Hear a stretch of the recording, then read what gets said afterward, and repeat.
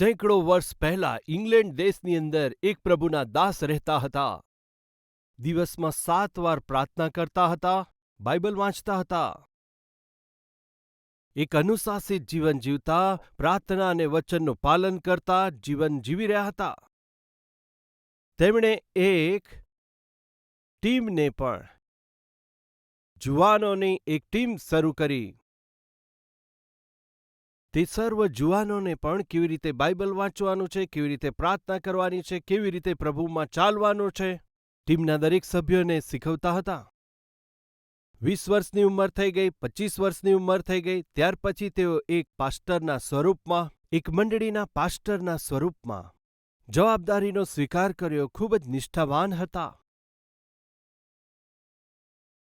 પરંતુ વિશેષ વાત કઈ છે કહીએ તો, બાઇબલમાં ક્યારેય કોઈ પણ જગ્યાએ તમારું મન ફેરવી લો તે વચન આવે ત્યારે તેઓ મનમાં થોડા ગભરાતા હતા. અરે, આ વચનનો અર્થ શું હશે? હું દરરોજ પ્રાર્થના કરું છું, હું દરરોજ બાઇબલ વાંચું છું, હું હરરોજ પ્રભુ ઈસુનો પ્રચાર કરું છું. આ મન ફેરવો શું હશે? આ નવજન્મનો અનુભવ શું હશે? આ ઉદ્ધારનો અનુભવ શું હશે?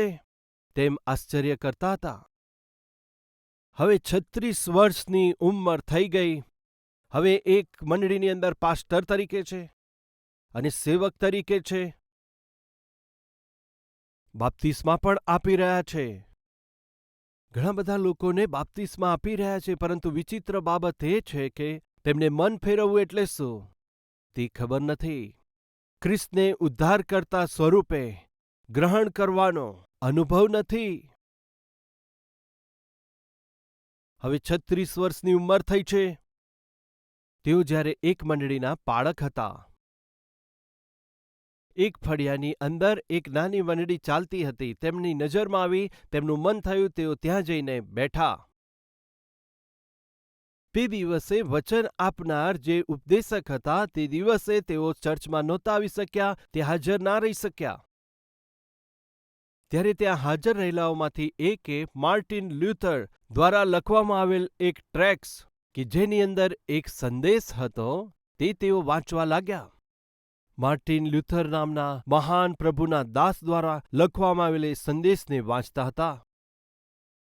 બીજી મંડળીની અંદર પાળક તરીકે સેવા કરતા આ વ્યક્તિની હૃદયની આંખો ખુલી ગઈ. મન ફેરવવું એટલે શું છે? ઉદ્ધાર પામવું એટલે શું છે? ફરીથી નવો જન્મ લેવું એટલે શું છે? એ સચ્ચાઈને પ્રગટ કરતા સંદેશને જ્યારે તેઓ વાંચતા હતા, ત્યારે આ સાહેબની આંખો ખુલી ગઈ. હાય, તે અનુભવ મને નથી. હું ભક્ત છું, બાઇબલ વાંચનાર એક વ્યક્તિ છું, ચર્ચમાં જનાર વ્યક્તિ છું, ઉપદેશ આપનાર વ્યક્તિ છું, પરંતુ મારા જીવનમાં ફરીથી નવો જન્મ લેવાનો અનુભવ મને નથી. મન પરિવર્તનનો અનુભવ મારી પાસે બિલકુલ નથી. એમ કહીને ત્યાં ને ત્યાં જ પોતાના જીવનને પ્રભુ ઈસુ ખ્રિસ્તની સમ્મુખ સમર્પણ કરીને, પ્રભુ, હૃદય પરિવર્તન અનુભવ મને આપો, ફરીથી જન્મ લેવાનો અનુભવ મને આપો, મારા જૂના એવા ગંદા જીવનને સમાધિ કરીને નવો જન્મ પામેલ ખબરમાંથી જીવિત થયેલા એવા અનુભવને પ્રભુજી મને આપો. એમ કહીને જ્યારે તેમણે પ્રાર્થના કરી, 36 વર્ષની ઉંમરે તેઓ ઉદ્ધાર પામી શક્યા. તે સમય સુધી તેમને ઉદ્ધારનો અનુભવ નહોતો, પરંતુ પ્રત્યેક દિવસે નિયમિત રીતે બાઇબલ વાંચતા હતા, પ્રાર્થના કર્યા કરતા હતા, દશાંશ આપ્યા કરતા હતા, પ્રભુને માટે સાક્ષી રૂપે જીવવાનો પ્રયત્ન કર્યો. ક્યાં સુધી જાણો છો? 36 વર્ષની ઉંમર સુધી પાસ્ટર તરીકે સેવા કરી, તો પણ તેમની પાસે ઉદ્ધારનો અનુભવ નહોતો. આજે આ વાતો સાંભળનારા ભાઈઓ અને બહેનો, તમારા જીવનમાં શું એવા અનુભવમાંથી પસાર થાવ છો? મનનું પરિવર્તન ના થયું હોય તો પણ, ઉદ્ધારનો અનુભવ ના મળ્યો હોય તો પણ, હું ઉદ્ધાર પામેલો છું એવા ભ્રમમાં છો? મેં મન પરિવર્તન કરેલું છું એવું ભ્રમણમાં છો? મારા પ્રશ્ન: તમારો જન્મ ક્યારે થયો તમને ખબર હશે, તેને જન્મદિવસ કહીએ છીએ. તે જાન્યુઆરી 1 હોઈ શકે છે, ફેબ્રુઆરી 1 હોઈ શકે છે, માર્ચ 1 પણ હોઈ શકે છે. તમે જન્મ પામ્યા છો તે દિવસ છે કે નહીં? છે, બરાબર? છે. જે પ્રમાણે તમારા શારીરિક જન્મનો એક દિવસ છે, તે જ પ્રમાણે તમારા આત્મિક રીતે નવા જન્મનો પણ એક દિવસ હોવો જોઈએ. હું પૂછી રહ્યો છું, શું તે અનુભવ તમને છે? ઘણીવાર કેટલાક લોકો કહે છે, પાસ્ટર સાહેબ, મેં જન્મદિવસનું કદી સેલિબ્રેશન નથી કર્યું, તે માટે સર્ટિફિકેટમાં હા લખ્યું હોય છે જન્મના દિવસને, પરંતુ એક્ઝેક્ટલી એ જ દિવસે મારો જન્મ થયો હશે એવું કહી ના શકાય. પરંતુ એક વાત કહી શકું છું, મારો જન્મ થયો છે. માનો છો કે નહીં? ઘણી વાર તમારા પાપોના વિષયમાં તમે પશ્ચાતાપ કરીને ખ્રિસ્તને ઉદ્ધારકર્તા તરીકે તમે ગ્રહણ કરવાથી કદાચ તે દિવસ તમને યાદ ના હોય, પરંતુ અનુભવ તો યાદ હશે. યસ, હું પેલા દિવસે વચન સાંભળ્યા પછી તે દિવસે, બાઇબલ ખોલ્યા પછી તે દિવસે, એક મીટિંગમાં ગયો હતો તે જ સમયે તે દિવસે, અમારા કાલ્વરી ટેમ્પલમાં જેઓ સાક્ષી આપે છે તમે જોયા હશે. તે દિવસે અમે કાલ્વરી ટેમ્પલમાં આવ્યા, પરમેશ્વરે અમારી સાથે વાત કરી, મારા પાપના જીવનને પ્રભુએ પ્રગટ કર્યું, હું કોણ છું, મારું જીવન કેવું છે તે બતાવ્યું. તે જ દિવસે મેં મારા જૂના ગંદા જીવનને છોડીને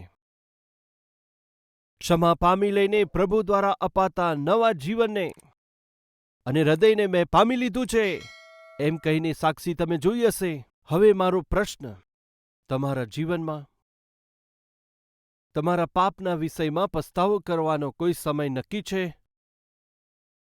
પરમેશ્વરની ઉપસ્થિતિમાં, પ્રભુ હું પાપી છું, મને ક્ષમા કરો, એ પ્રમાણે આંસુ વહેવડાવવાનો શું અનુભવ છે?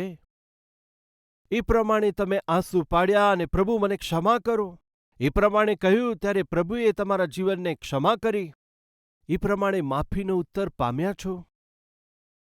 એ પ્રમાણે તમારું હૃદય હલકું થયું છે? તમારા મનમાં પરિવર્તન આવ્યું છે? તેને જ તો મન પરિવર્તન કહે છે.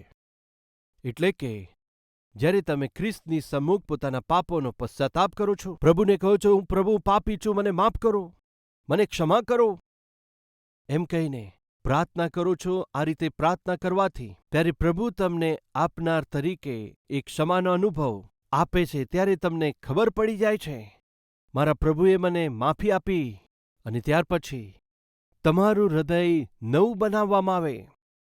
ત્યાર પહેલા જે પાપોને કરવા માટે તમે દોડ લગાવતા હતા, હવે તે પાપો કરવા માટે ઘૃણા થાય છે.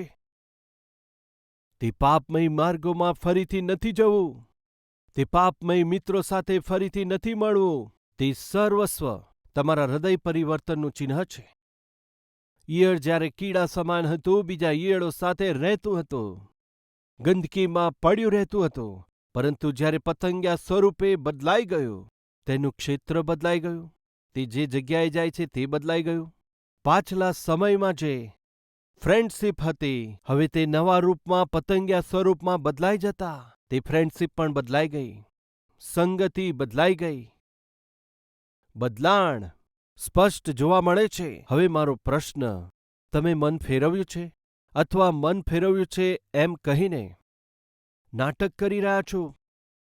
મારા પ્રભુએ કહ્યું છે, એક વ્યક્તિ મન પરિવર્તન વગર, એક વ્યક્તિ ફરીથી જન્મ લીધા વગર સ્વર્ગમાં નથી જઈ શકતો. એક પાસ્ટર તરીકે મારી આશા, આપણામાંથી કોઈ પણ વ્યક્તિનો નાશ ના થવો જોઈએ, આપણામાંથી કોઈ પણ નર્કમાં નહીં જવું જોઈએ. આ રીતે તમારામાંથી કોઈ પણ નર્કમાં ના જાય તો માટે એક જ માર્ગ છે, તમારે ઈસુ ખ્રિસ્તને ઉદ્ધારકર્તા તરીકે સ્વીકારવાના છે. તમારા અપરાધોને માનીને પ્રભુની ઉપસ્થિતિમાં તેમના દ્વારા મળતી એક ક્ષમાને પ્રાપ્ત કરી, તેમણે આપેલા નવા હૃદયને તમે ધારણ કરીને મન પરિવર્તનના અનુભવનો સ્વાદ ચાખવાનો છે.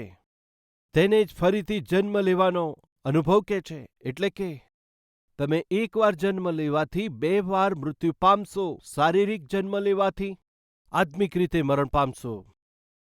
પરંતુ તમે 2 વાર જન્મ લેવાથી, શારીરિક રૂપે, આત્મિક રૂપે 2 વાર જન્મ લેવાથી કેવળ એક જ વાર મરણ પામશો. શારીરિક રૂપે તમારું મૃત્યુ થશે, પરંતુ આત્માનું મૃત્યુ નહીં થાય. હવે મારો પ્રશ્ન, 2 વાર જન્મ લીધો છે તો કેવળ એક જ વાર મરણ પામશો.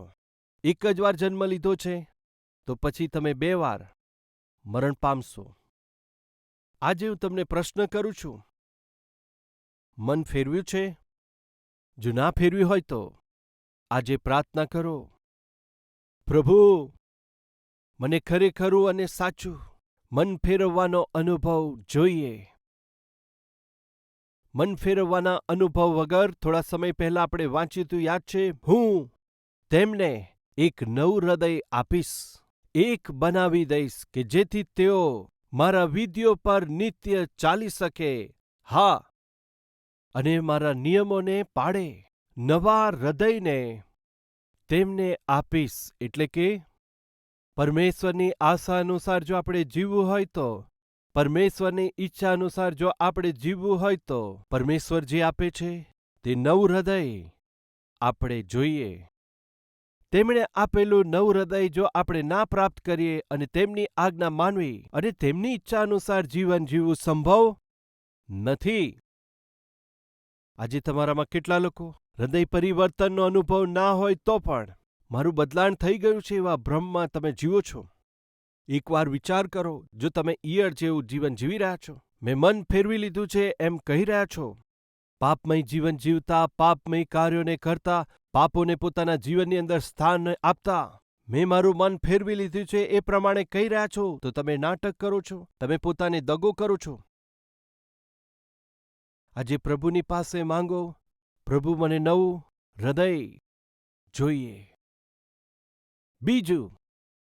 બીજા પ્રકારના નાટકબાજ હજકીએલ 33મો અધ્યાય 31મી કલમ. આવો આપણે સાથે મળીને મોટેથી વાંચીએ. તેઓ લોકોના રિવાજ પ્રમાણે તારી પાસે આવે છે ને મારા લોક તરીકે તારી આગળ બેસે છે. તેઓ તારા વચનો સાંભળે છે પણ તેમનો અમલ કરતા નથી, કેમ કે તેમના મુખથી તેઓ બહુ પ્રીતિ દેખાડે છે, પણ તેમનું મન તો તેમના સ્વાર્થ પાછળ ભટકે છે. વળી જો તું તેઓને કોઈ મધુર કંઠના ને સારી રીતે વાજિંત્ર વગાડનાર મનોહર ગીતના જેવો લાગે છે, કેમ કે તેઓ તારા વચનો સાંભળે છે પણ તેમનો અમલ તેઓ કરતા નથી. નાટક કરનારા સારી રીતે આવે છે, બહુ જ સરસ રીતે બેસે છે, ખૂબ જ સારા પ્રતિભાવ સાથે તમારી વાત સાંભળે છે.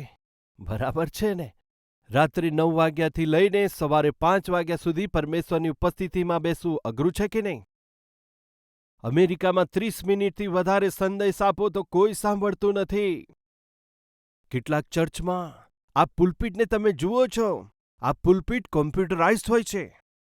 પ્રચાર કરનાર જેવા આવીને પુલપિટ આગળ ઊભા રહે છે તે ત્યાંથી આવે છે, તે તૈયારી કરીને આવે છે, તેમાં 30 મિનિટનો સમય બરાબર ફિક્સ કરે છે. તે પ્રચારક ત્યાં આગળ બાઇબલ મૂકીને વચન બતાવતા રહે છે.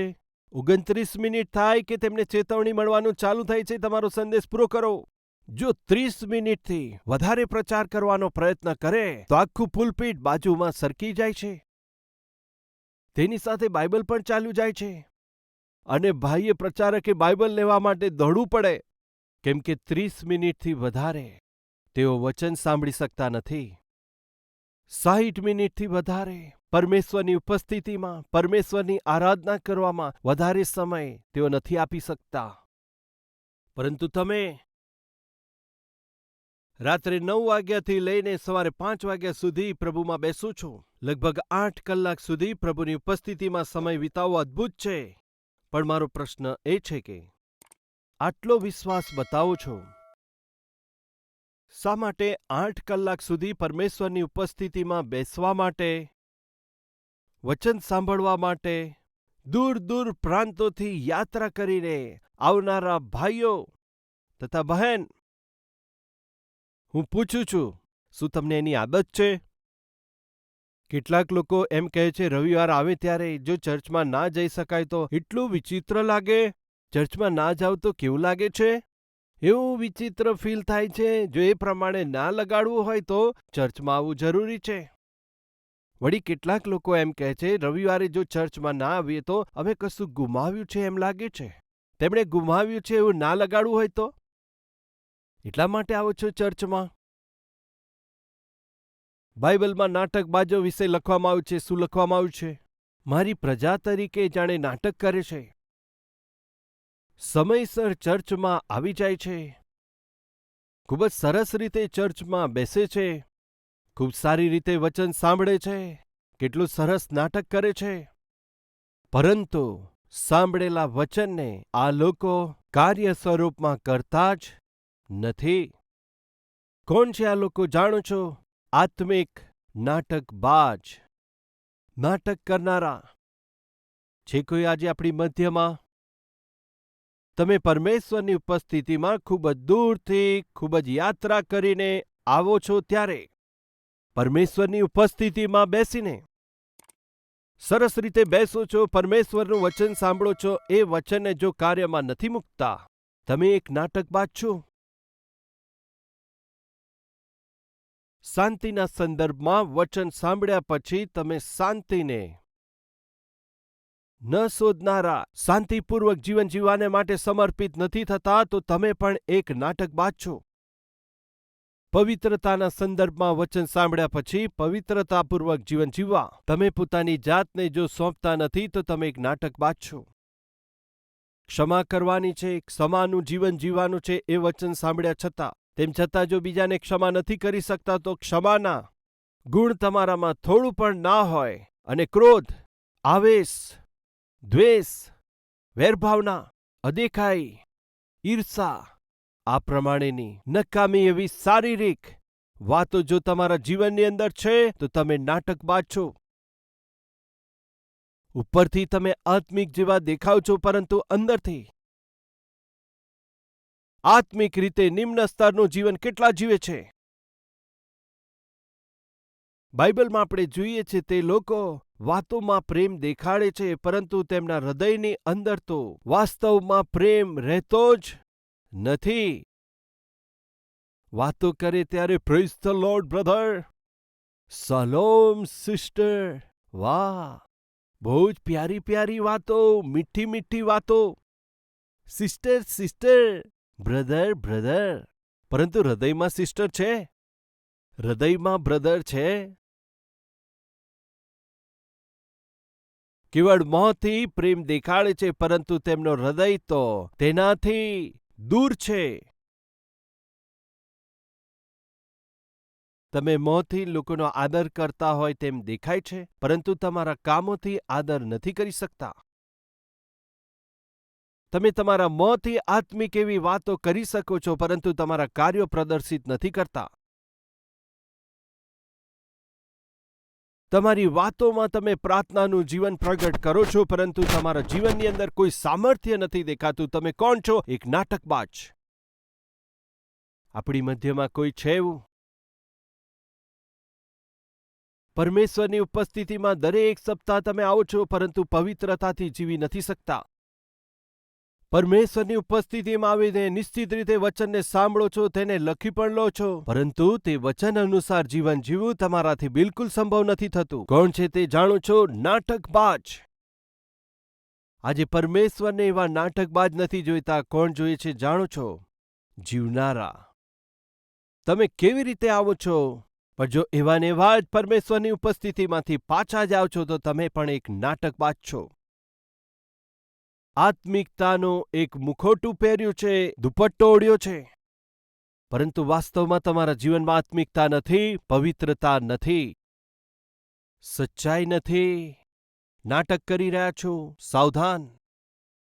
બીજો વેશ ધારણ કરો પરમેશ્વરની દ્રષ્ટિમાં ઘૃણિત છે.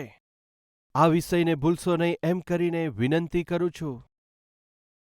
જે વચન પરમેશ્વર તમારી સાથે વાત કરે છે, તે વચનનો સ્વીકાર કરી લઈને તે વચન અનુસાર જીવવાનું છે.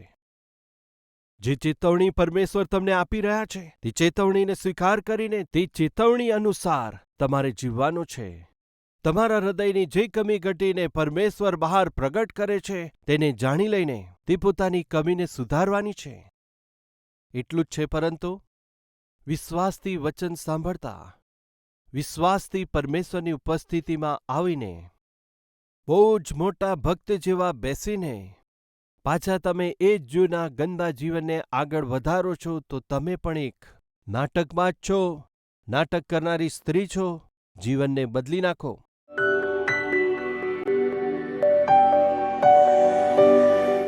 પ્રભુ જેટલા લોકોએ તમને ઉદ્ધારકર્તા તરીકે સ્વીકાર્યા છે તે બધાને પિતા તમારા દીકરા અથવા દીકરીના સ્વરૂપમાં થવાનો અધિકાર આપીશ તેમ કહ્યું છે. દરેકનો સ્વીકાર કરીને તેમને એક નવું હૃદય પ્રદાન કરીને તમારી વિધિઓને, તમારી આજ્ઞાઓને માનવાનો અનુગ્રહ તેમને આપજો. જો નવું હૃદય નહીં હોય તો મન ન ફેરવવાથી અંદરથી પડી ગયેલું જીવન, અંદરથી પતિત અને પડી ગયેલું જીવન, પાપથી ભરાયેલું એવું જીવન, પિતા એ તમને કોઈ પણ રીતે થોડો પણ આનંદ નહીં આપે. પ્રાર્થના પ્રત્યે અમારામાં વિશેષ વિશ્વાસ આપો એમ કરીને પ્રાર્થના કરવાનો અમે સમય ફાળવી લઈએ. નાટકના જીવનથી અમને સંપૂર્ણપણે અમને છોડાવી દેજો એમ કહીને ઈસુના નામમાં માંગીએ છીએ પિતા. આમેન. પ્રભુ ઈસુ ખ્રિસ્તના નામમાં સર્વ પ્રિય લોકોને શાલોમ. કલ્વરી આવાજ ટીવી પ્રોગ્રામ દ્વારા તમે વચનને સાંભળી રહ્યા છો, વિશ્વાસને મજબૂત કરી રહ્યા છો, માટે સર્વનો આભાર. આ ઉત્તમ સંદેશ દ્વારા ઘણા બધા બરબાદ થતા લોકો પવિત્ર જીવન જીવવા લાગે છે. તૂટી રહેલા પરિવારો તો જોડાઈ રહ્યા છે. બિનજવાબદાર બનીને અહીં તહીં ભટકનારા લોકો ઠીક થઈ રહ્યા છે. એવા ઘણા બધા લોકોના જીવનને ઠીક કરીને પરિવાર જોડાઈ રહ્યા છે વચન દ્વારા. આ વચન લાખો લોકો સુધી પહોંચાડવાની પ્રક્રિયામાં તમારી સહાયતાની આશા રાખું છું. આજે તમે આ કાર્યક્રમ સાંભળી રહ્યા છો, પોતાને મજબૂત કરો છો, તેનું કારણ છે તેની પાછળ કોઈને કોઈ વ્યક્તિનો ત્યાગ છે, ડેડિકેશન છે. આ કાર્યક્રમ ટીવી ઉપર મફતમાં પ્રસારિત નથી કરી શકાતો. થોડી ઘણી સહાયતા દ્વારા આ કાર્યક્રમને પ્રસારણ કરવું તે તો સંભવ નથી. પ્રભુના નામમાં જે પ્રાર્થના કરે છે તે તો ઉદ્ધાર પામશે. દરેક વ્યક્તિનો ઉદ્ધાર થાય તેવું તે ચાહે છે, તો તેમણે પ્રાર્થના કરવી જોઈએ. પ્રાર્થના કરવી હોય તો વિશ્વાસ હોવો જોઈએ. વિશ્વાસ હોવા માટે વચન સાંભળવું જોઈએ. વચન સાંભળવા માટે વચન પ્રચાર કરવું જોઈએ, તે વહેંચવું જોઈએ. તેને કોઈને કોઈ વ્યક્તિ આગળ વધારવાનું છે, એમ જ રોમનોને પત્રમાં લખેલું છે. 10મો અધ્યાય ને વચન 13, 14, 15, 16માં લખેલું છે. પરમેશ્વરના નમ્ર દાસને જો શ્રેષ્ઠ વચન પ્રગટ કરવું હોય તો તમારા જેવા લોકોએ પ્રેમ અને ઉત્સાહ સાથે આ સેવાને મદદ કરવા આગળ આવવું પડશે. સેવા દ્વારા, વચન દ્વારા જેઓ મજબૂત થાય છે તેમને આદર મળે છે. તો તમે કૃપા કરીને આગળ આવીને કમસે કમ એક કાર્યક્રમને સ્પોન્સર કરશો તો લાખો લોકો સુધી આ અદ્ભુત સંદેશ પહોંચી શકશે. વચન બતાવી શકીશું તો આવો. જીવનને ઠીક કરનારો આ સંદેશ ઘણા લોકો સુધી પહોંચી જાય, તેઓ એના પર વિશ્વાસ કરે અને તેમનું જીવન ઠીક થઈ જાય. તમે એમાં મદદ કરશો એવી આશા રાખીએ છીએ. સેવાને પ્રોત્સાહન આપનાર અને સહાયતા કરનાર આપ સર્વ લોકોનો હૃદયથી આભાર માનું છું. અમારું address: Calvary, post box number 30, Kukatpally, Hyderabad 72.